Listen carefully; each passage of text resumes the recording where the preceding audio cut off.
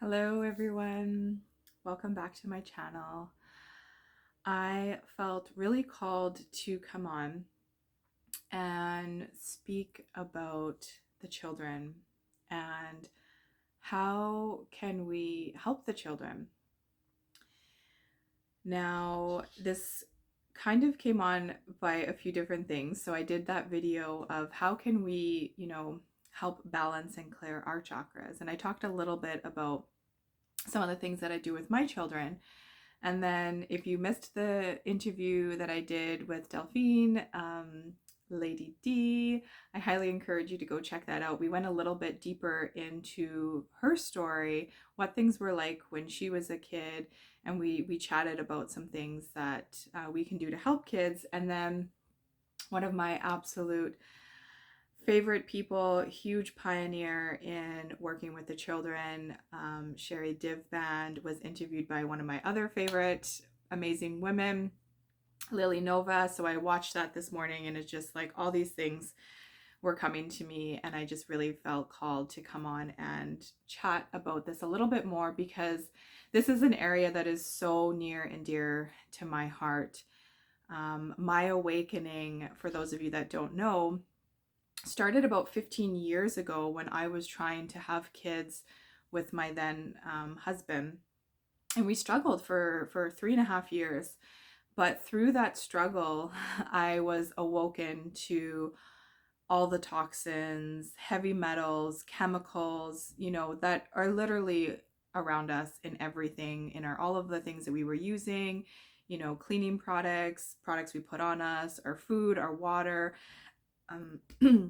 the whole westernized medical system, pharmaceuticals, all of that.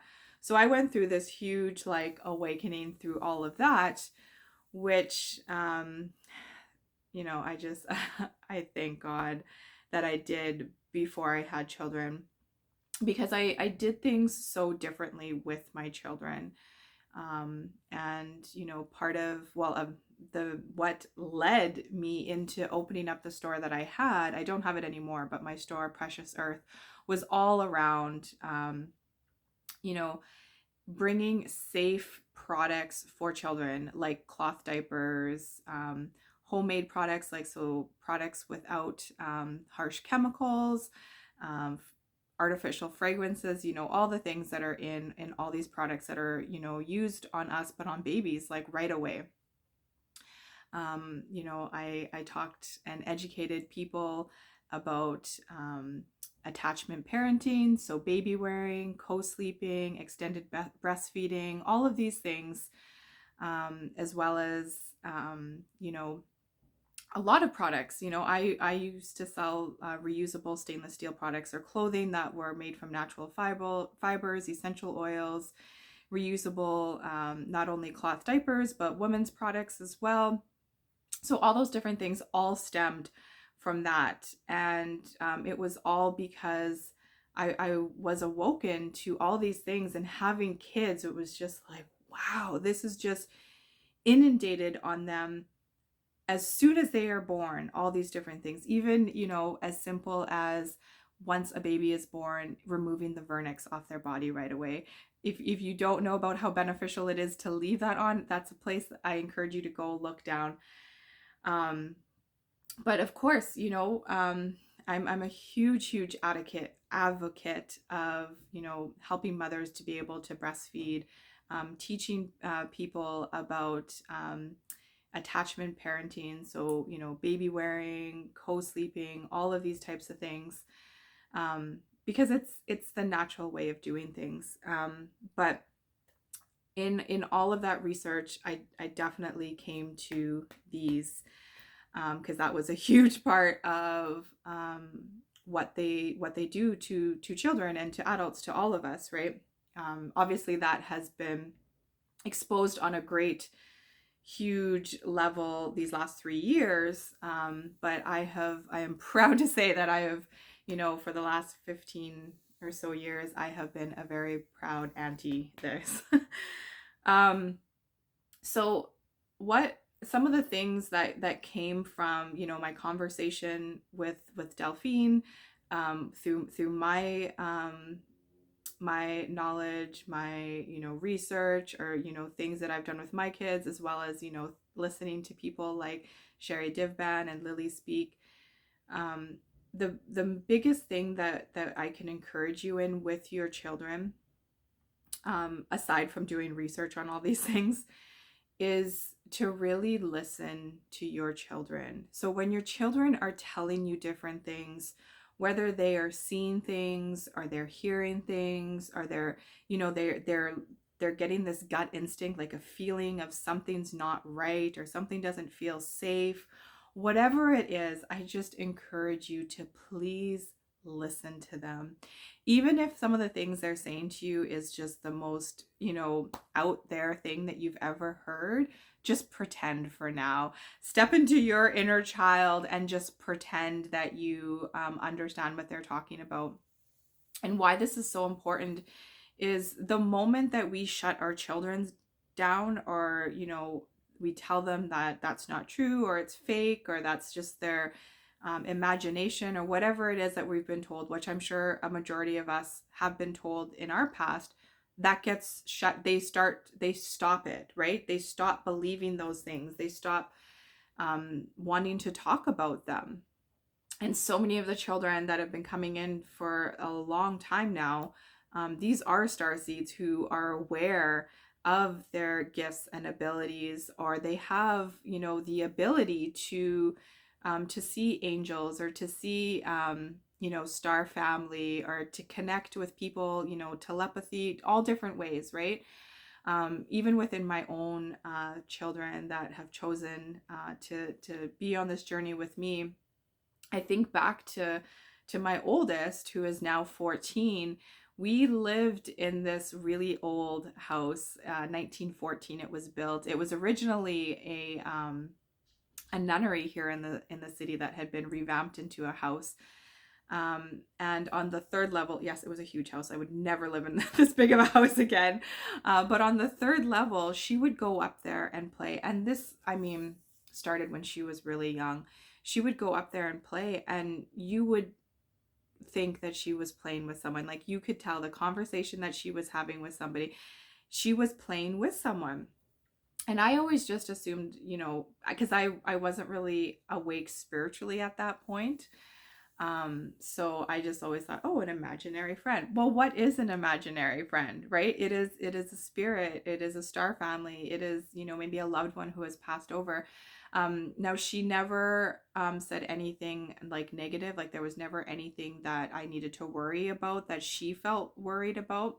And a friend of mine at one point had stayed over, and she stayed in that room, and she had the ability to see people, and she did see that being when she was sleeping. She had woken up and seen it. It was exactly like how my daughter had explained it. And I hadn't told her what my daughter had explained her to look like. And she, confirmed that there was nothing to worry about. But that was just one thing that I always just allowed. My daughter would come down and tell me about her, and the things that they were playing, and I just allowed that, even though it was something that I didn't understand, or I didn't see for myself. I remember another time where she was looking across the street, and she was like, "Mommy, why is that?" This is obviously a little bit older, she could speak. "Mommy, why is that fireman on top of the roof with that other guy?" I couldn't see anything there, and I had no idea why, but I knew from what she was saying that she could see this. This is something that she saw. And from just that, I thought, okay, well, maybe this was a situation that maybe she shouldn't be, it could be something that would upset her if she were to see whatever that was. So I just, I encouraged, I didn't shut down that she had seen that, but I just encouraged her, that we kind of went and played somewhere else. And then later on, she said that they were gone. Another thing with my middle daughter, she could speak, but she really chose not to until she was about 3.5. And a lot of people would just they didn't understand that, right? She has these big, beautiful eyes, and she would just stare at you. And again, I wasn't awake spiritually to know things like, I've heard of telepathy, but it was not really in my forefront. But I just instinctively knew that she was communicating, because I could feel it. I could feel that she was communicating with me and with others in her own way. I knew she could speak, but she chose not to speak with words. She spoke through her mind, through her eyes. And I remember people getting like frustrated with her about why she wouldn't speak, and I always would just tell them, without even really knowing, that she was communicating with her, that you just needed to like listen and feel it. And then my son, who's obviously a lot younger than my girls, I mean, he talks about seeing angels. When I taught him things like the source and light and bringing that in right away, that was something that he was able to do. He's able to connect and feel the life force energy within him. So whatever it is, I mean, I remember one of the people that I work with was talking about how his daughter the one day woke up and she had said that she saw a fairy. Now, she had just lost a tooth, so she had said it was the tooth fairy, and she woke up, the fairy was in her room. She followed the light into her parents' room. They were fast asleep. She didn't wake them, and the fairy went back out, and she followed it. And I asked him, like, well, what did you say to her? And he's like, well, I just went along with it. And I was like, good for you. Because I truly believe that she did see a fairy or an orb or whatever it is. Like, this is the thing, is that kids are way more connected still. They're not cut off. They haven't been exposed to the indoctrination when they're really young, or until somebody tells them that that's not true, or they're making things up.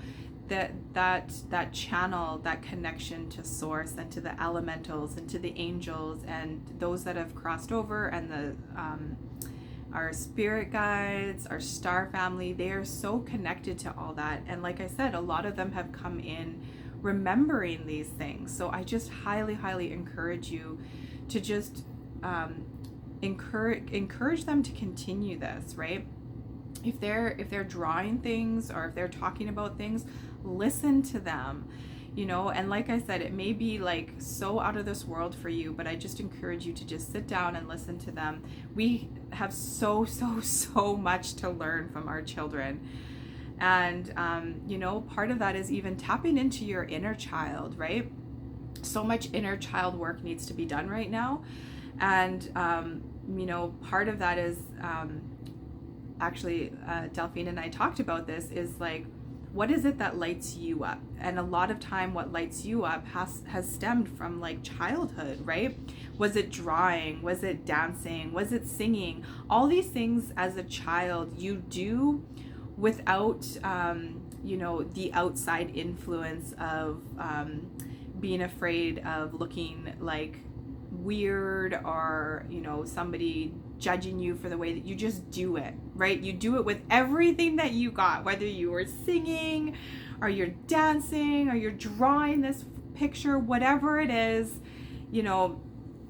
that children do that with like all the spark that's within them, right? That creativity, that God spark, they just do that so freely. So I just encourage you, as well as an adult, to tap into those things. What is it when you were a child that lit you up, that brought you joy? And maybe tapping into that will help you maybe remember some things. Maybe there's been things that have been shut down for you as well. Some of the things that I do with my children is, teaching them and talking to them about stuff like breath work. Why is breath work so important?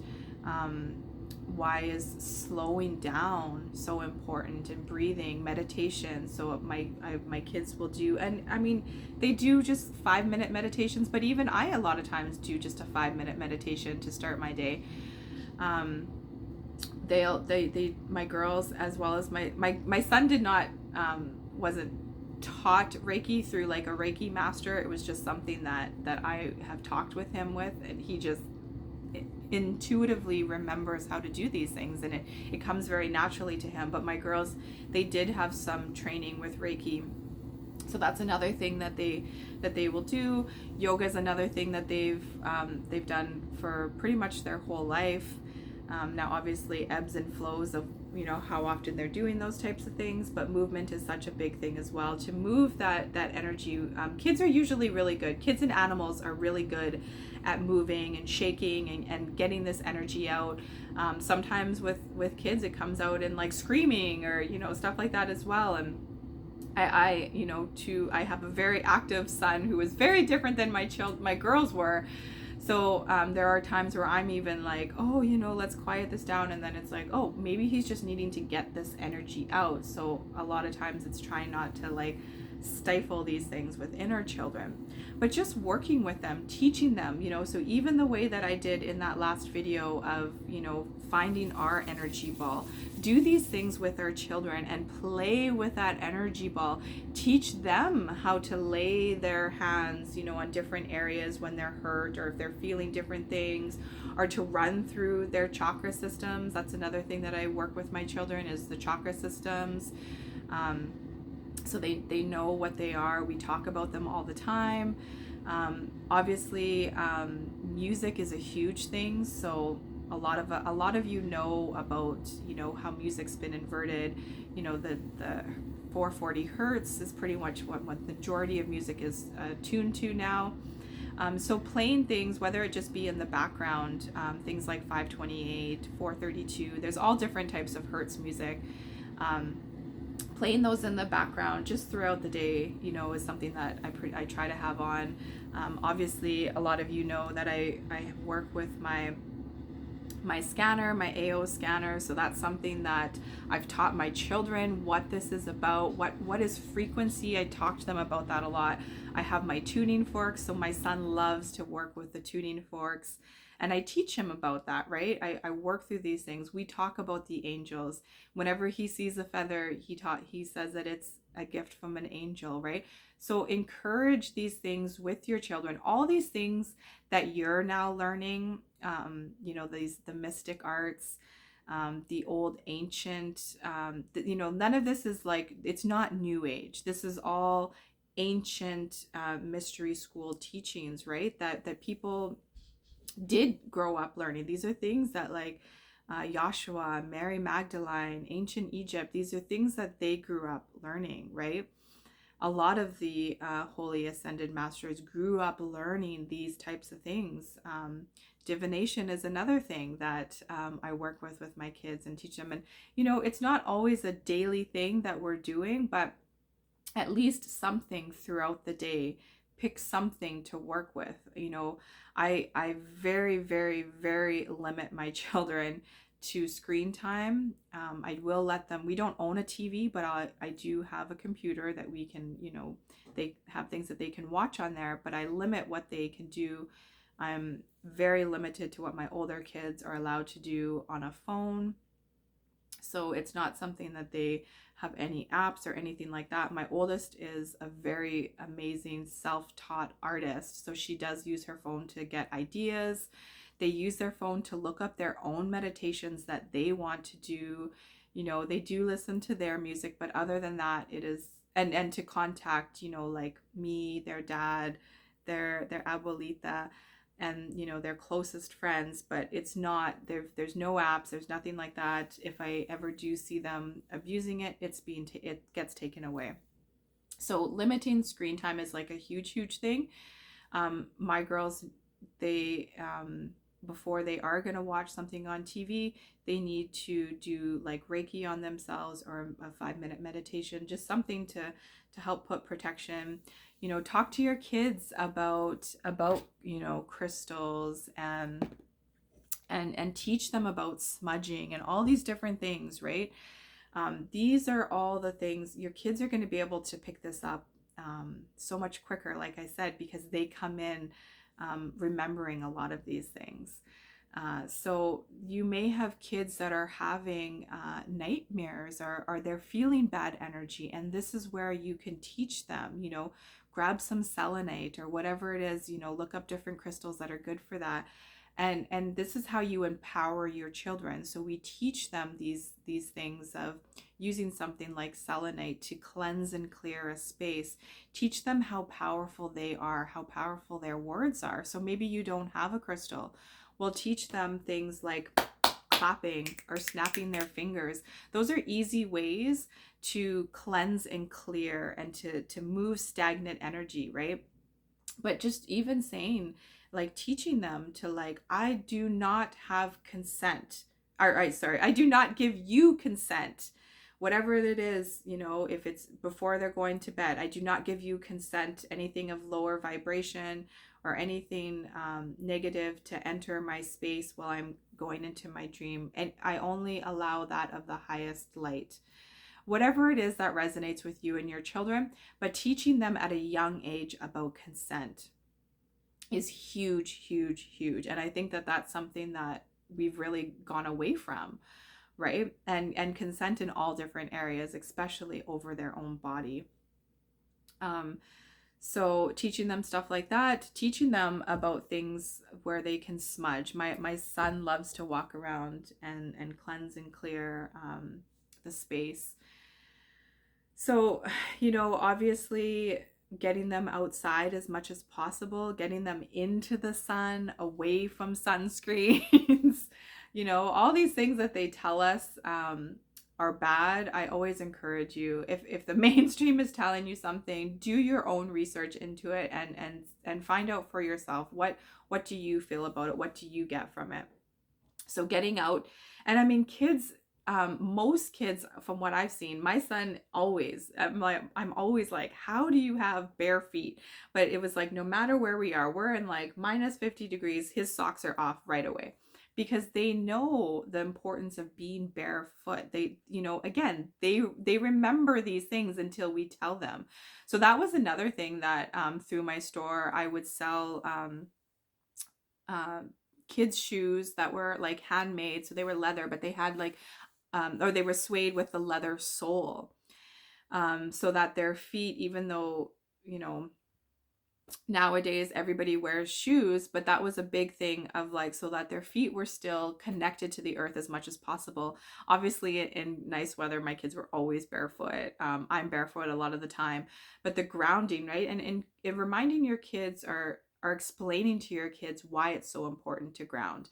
And you know, kids love to be outside. They love to be in the earth, playing with the dirt, with sand, with water. They love to feel the sun on them. Again, it's because they remember these things. They know these things. This is why we learn from our children. Watch your children, see the things that they're doing, and maybe get out there with them and do those things with them. But yeah, I feel that there's just so much that is being done to the children. I mean, obviously it's being done to all of us, but it's being done at such a young age. And this is where it's, you know, this is our job. Our children chose us for a reason. And it is our job to do the best that we can for them. So if you're a parent who, you know, has older children, and maybe a lot of you're listening to this and you're like, wow, I wish I would have known that. I wish I would have done that. Forgive yourself. Forgive yourself for that which you didn't know, because now you can do better.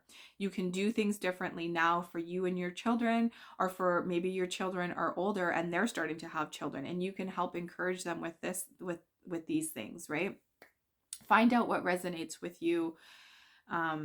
Do the research. I cannot encourage people more and more and more just to do the research. Don't just go with like, oh, well, that's just always been done, or, you know, that's just like what you do when they turn this age or that, or whatever that is. Why? Ask the question, why? You know, why is it that kids are, you know, once they get into the school system, that whole asking of why gets stifled, right? Their kids now are like, they're not allowed to ask like anything or question things. And that's a huge, huge red flag right there. So I encourage my kids to even question me if I'm saying something, so that we can have conversations like this.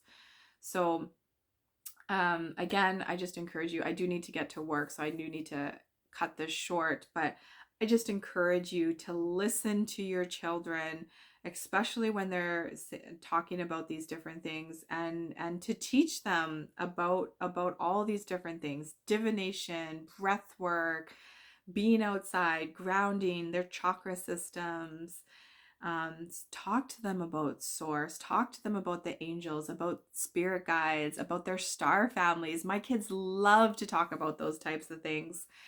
Um, my oldest daughter, like I said, she's an artist and she draws them, right? These amazing star beings that I'm like, where did that come from? Or is that you? Is that from a dream?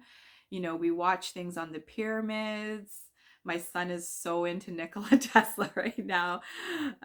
So these are the things that I encourage you to do. You know, even for us that are parents, like, let's talk to each other more. Let's share our stories. Let's share the stories that our kids are sharing with us. Things like what Sherry Divban, like I said, she's a pioneer in this whole movement of with our children. So I highly encourage you to check out the classes that she offers online. I cannot wait until it spreads all across the world, these centers, so that kids are doing these types of things on a daily basis. And this is the type of learning that our children are doing. But it starts with the home. It starts with us, right?